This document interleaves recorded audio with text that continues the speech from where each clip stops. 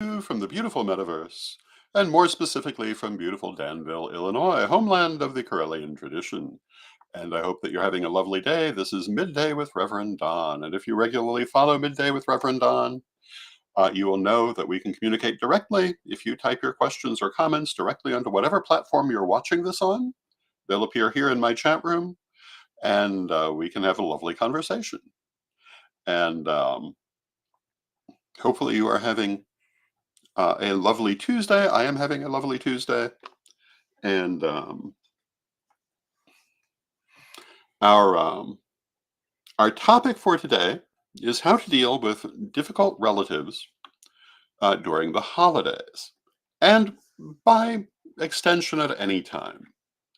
And many people find, especially at holiday gatherings, that lifestyle differences with relatives can cause concern. Um, In the pagan community, these are often differences over religion, sometimes differences over lifestyle, sexual orientation, etc. And sometimes they can be quite uncomfortable. Um, Other times, it's not even anything that extreme. It's just some people don't like to get along. And how do you deal with that? And there are a couple of different things to say about that. Hopefully, some people will have some commentary of their own. But if you ask me, which I guess you're doing since you're here.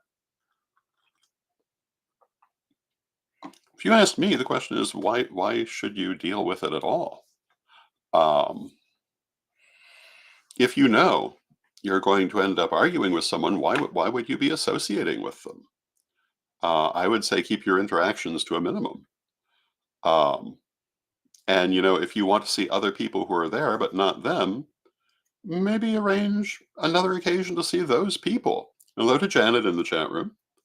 I'm not a great believer in letting yourself be abused. And I've certainly watched people do that.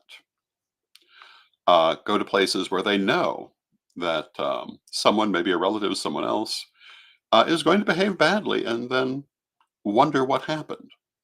If you know it's coming, my advice is to avoid it. But I also am a great believer in the idea that you pick your battles. So maybe you do have a reason that you want to be there, even though there's going to be some unpleasantness. Well, that's a choice you can make. But having made it, then you must accept the result of it, which is that there will be some unpleasantness. Um, I know that there are people. I have always come from a philosophy that family is vitally important. I came from a family that was extremely close knit. I still consider family considerations topmost in um, in most of my considerations, but I also have pointed out, my family were completely capable of throwing someone out, at least temporarily, if they were having if they were not behaving properly. Um, they certainly would cut off relationships with someone who was not behaving well. And I sometimes talk about my uncle. My uncle had a period of time where he really was not on speaking terms with other members of the family.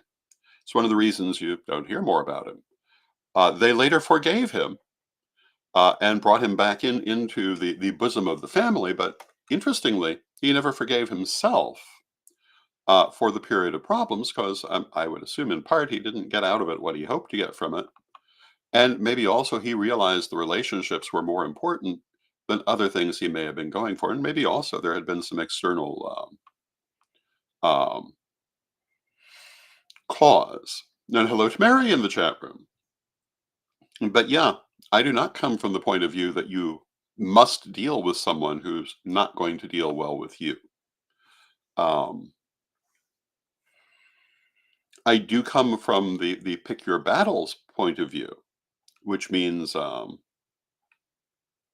you always have to ask yourself, what is it you really wish to get? Um, is there really a need to deal with someone who's being unpleasant? Sometimes there is. And then you just have to deal with it.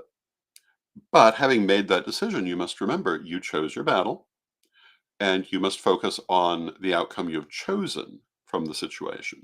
Say, for example, your goal in going to a family gathering where you're not going to get along with most people is to see the elderly grandmother who isn't going to live much longer.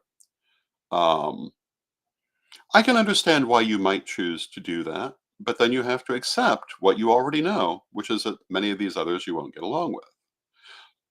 Like I say, I think it would be better to see if you couldn't just arrange a separate lunch with the person you do want to see or the people you want to see.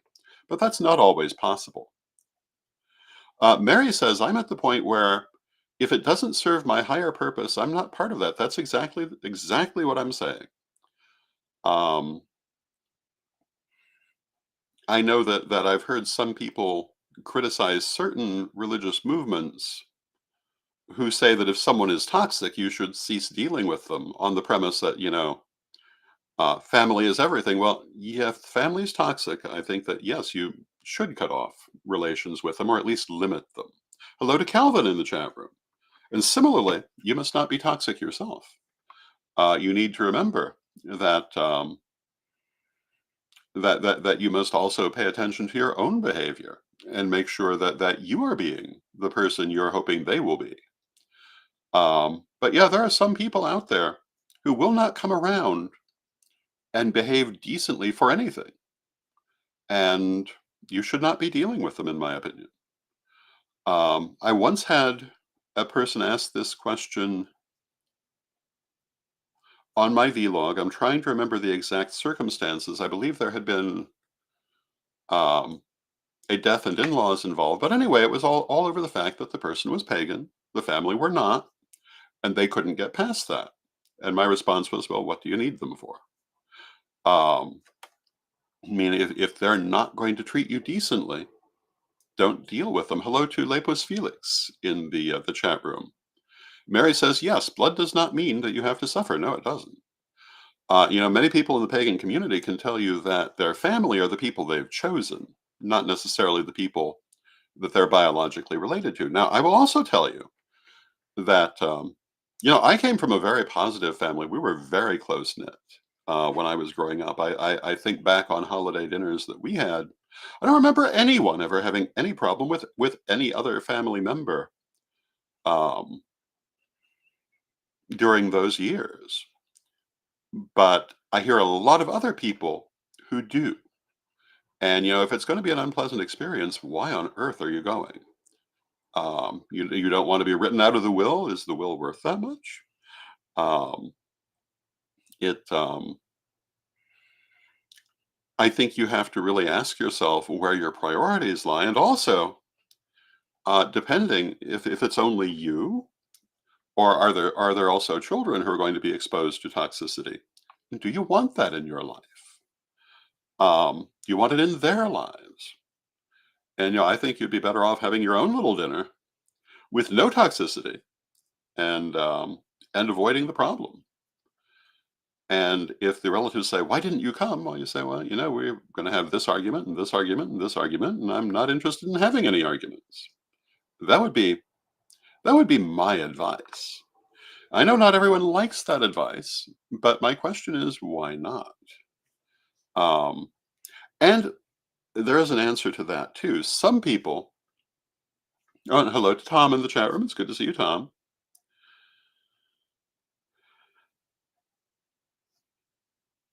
Some people have a codependent relationship with that toxicity. And if you have that going on, you need to really look at that. You may need to do some shadow work, some soul retrieval. But some people get a lot of mileage out of the fact that the relatives don't approve of them.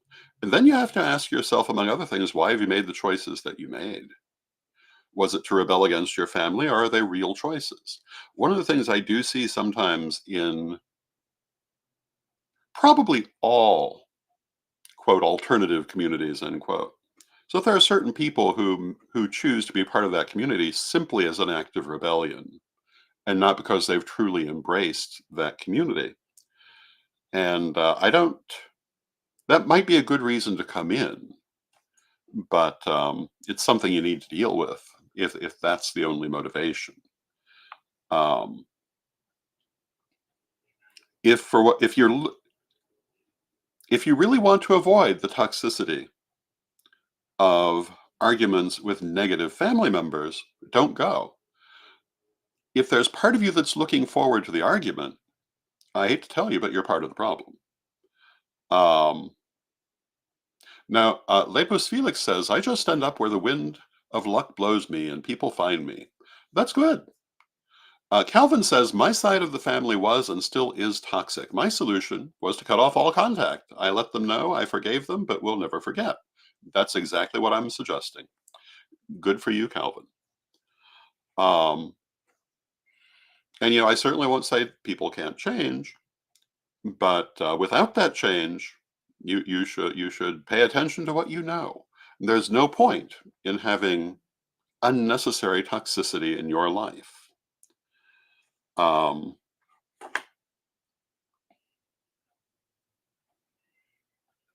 Now, I do realize it's not as simple as I'm making it sound.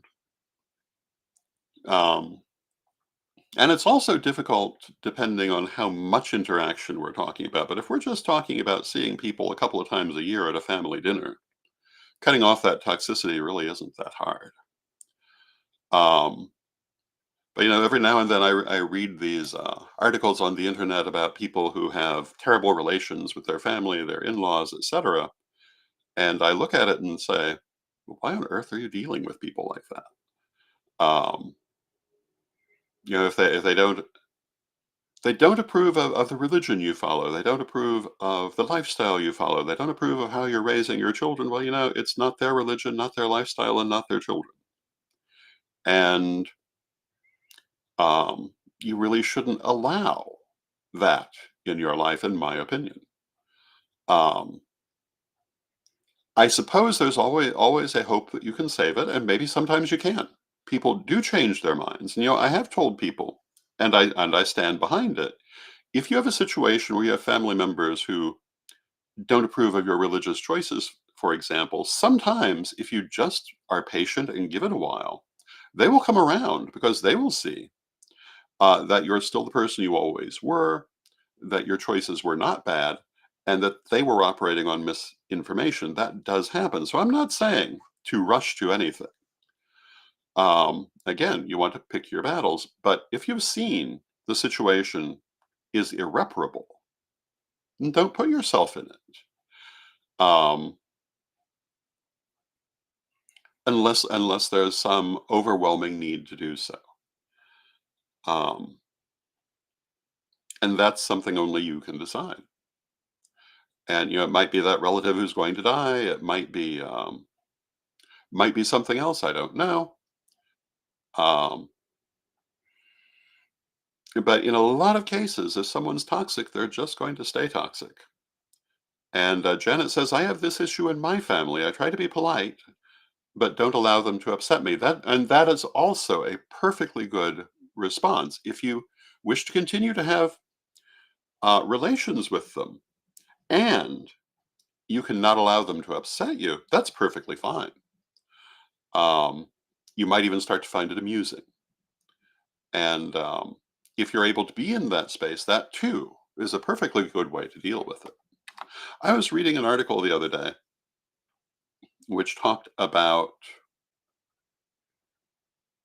w- it was addressed to white middle class parenting.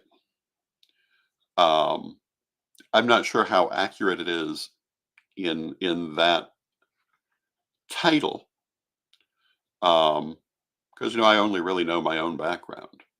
But it talked about growing up in a certain generation with parents who were focused on the idea that you were a guest and or a burden in their house. Um, Felt that you owed them for being there, etc. I can't even imagine that point of view. Um, I grew up in a family that was totally different in its attitudes. Um, Everything was about the family. It was the family home. Yes, it belonged to my mother. Everyone knew that. Um, but she certainly did not make an issue of it. Was that always the best idea? Maybe there might be times she should have made more of an issue, I don't know, but it's certainly not what she did and not what I learned to do, and I have to say there have been times in this last year, I've had people tell me that, during my career, I gave too much and was foolish for doing so, but I followed my family example, and, sometimes I've wondered, "Did I give too much?" And only the future will answer that. Um, I probably should have paid more attention to my own needs. And I think that one has to find a balance in these things. But do I feel like I gave too much? Well, I feel like that was my role. That's what I was there for to a large extent. And it is when you're in a certain position, you do have a certain responsibility. Um, Calvin says life is too short to put yourself in or stay in any type of negative environment, regardless. And by and large, I agree. Um, but again, there are times when you may be in a position where duty and responsibility require you to deal with unpleasant situations or unpleasant people, and then you do the best you can. A little diplomacy goes a long way. And within the concept of toxic relatives, being the person hosting the dinner who just wants everyone to get along, that's a difficult position in its own way. And how do you handle that? Well, it would seem to me that you need to try to work with people to get them to get along, and if at a certain point they can't, well, then someone doesn't get invited. Um, this has been how I have exercised my own responsibility for getting people to get along over the years. I try very hard to get people to get along, usually for very long periods of time. Um, but at a certain point, you just have to realize it's not going to work. And then it becomes a question, I guess, of who's right and who's wrong. Um, and when we're talking about familial issues, that can be a hard question. Um, but generally speaking, if the argument is over someone's religious choices, that's their right. And if someone's objecting to that, they're wrong. If it's their lifestyle, that also is their right. If someone's objecting, they're wrong. Um, and if you're the person hosting the dinner, you really need to consider that too. And if it is a toxic familial situation, maybe you also need to look at your own aspect in that situation. Um, I know for myself, going forward in the world, having a very large family, um, how to help people get along is something that, as I always have, I still looking at. Um, Calvin says this is where both sides just need to agree to disagree and go their separate ways. And that's exactly the thing. And if people can agree to disagree, they don't even need to go their separate ways. If they can actually just disagree, everything can be fine. Um, I know lots of people I don't completely agree with that I have no difficulty working with or no lack of respect for. I just realize they do things differently. And unfortunately, people have a tendency to need to feel right. And this is problematic. Um, and Lepus Felix says, remember, too many moths to one flame make things dark again. And you need to have safe limits. And I completely agree. Um, and Lepus says, light attracts shadows. It attracts those who can be bad news. And well, yes, it sometimes does. And, I've talked in the past about how, as spiritual people, we always want to be helpful. We want to help people to be their best selves. And sometimes you find you just can't. Um, I think it's Caroline Myss who wrote years ago that you should try to help people 3 times. The first time, give them your best help, and see what happens.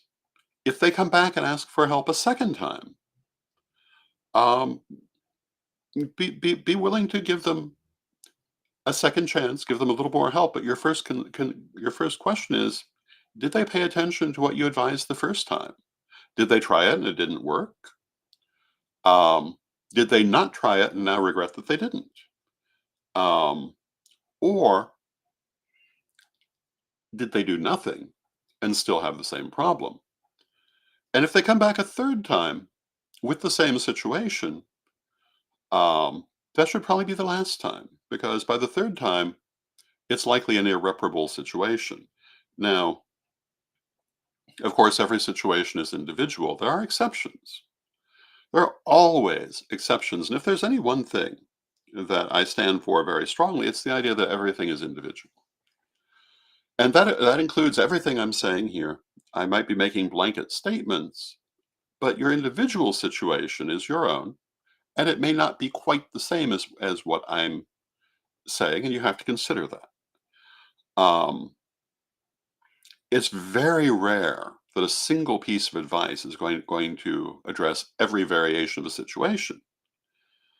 Um,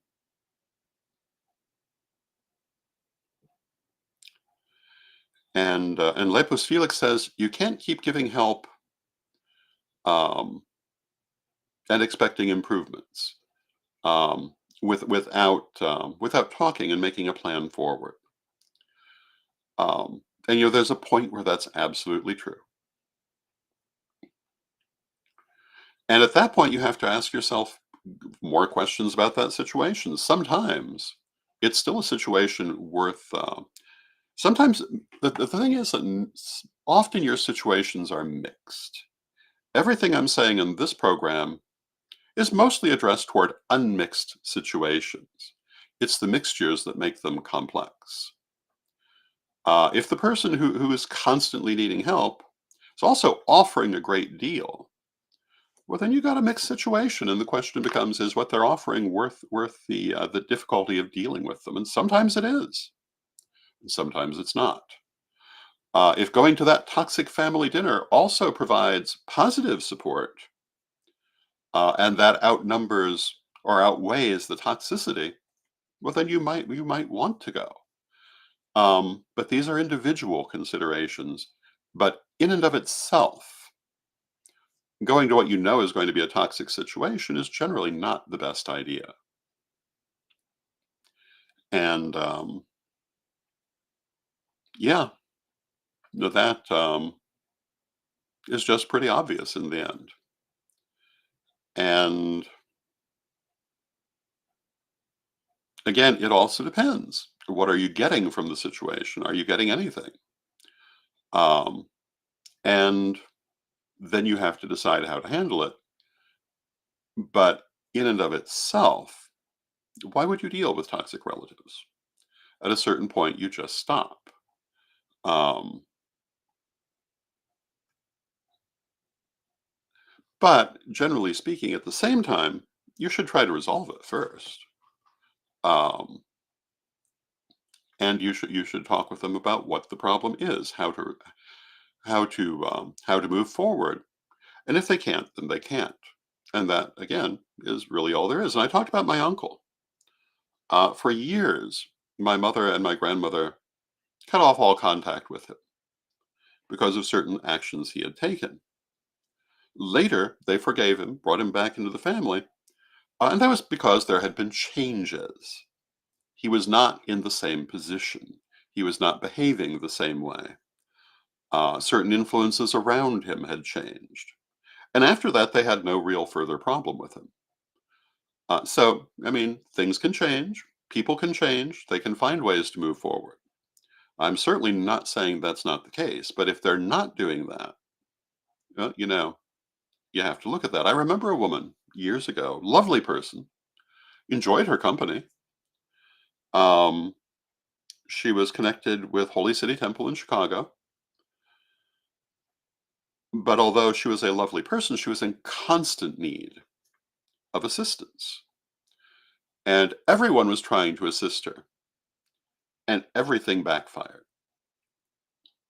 Um, and often for reasons that were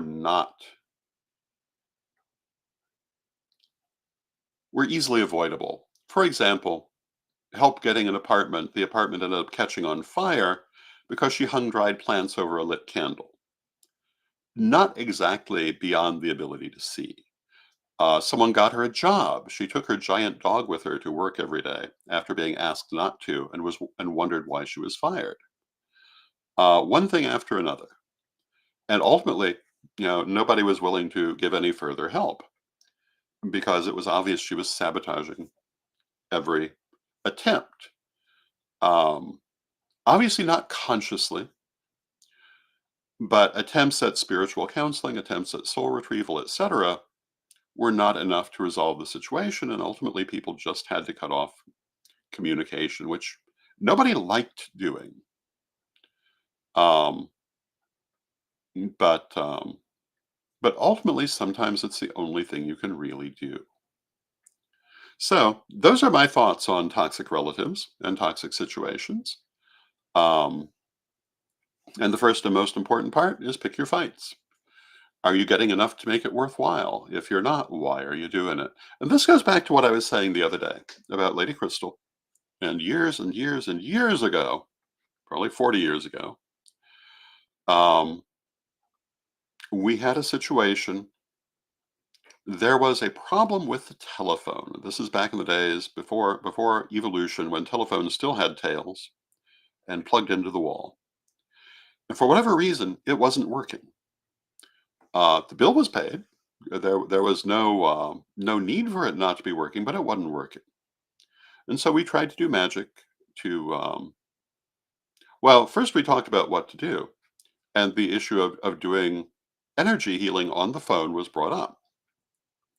And Lady Crystal's response to the idea is, yes, that's absolutely. Well, I think she was the one who suggested it, and she brought up the Bear Tribe, who she had studied with at one point, or at least whose work she was highly familiar with.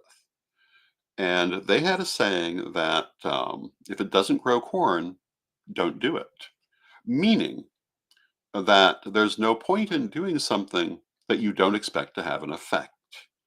The effect can be any of many things.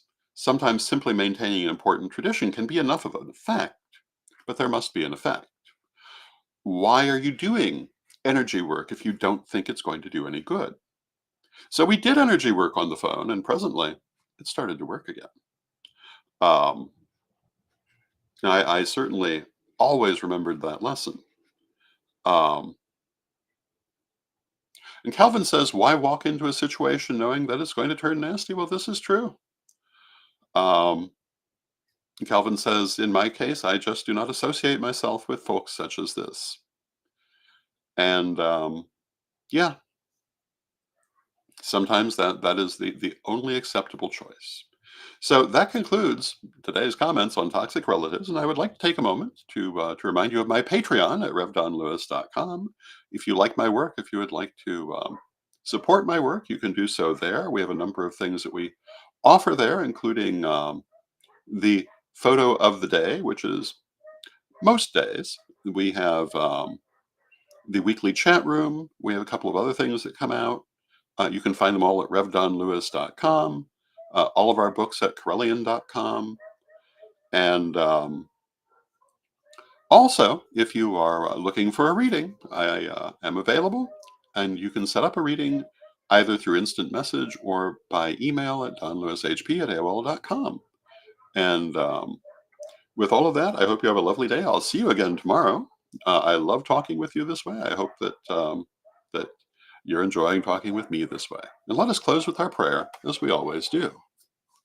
Divine Mother Goddess, Divine Father God, beloved ancestors, we thank you for all that you do for us in our lives, and we ask you to help us to choose our battles, to see the things that have the most importance to us, and to pursue those things, and to remove from our lives those things that are negative. Beloved Mother Goddess, beloved Father God, beloved ancestors, we thank you with great love and with respect. And we pray that you will always be with us, and knowing you are always with us. But from respect, we thank you for your presence. May you be blessed now and always. And I thank you for your presence. May you be blessed now and always, and I will see you tomorrow.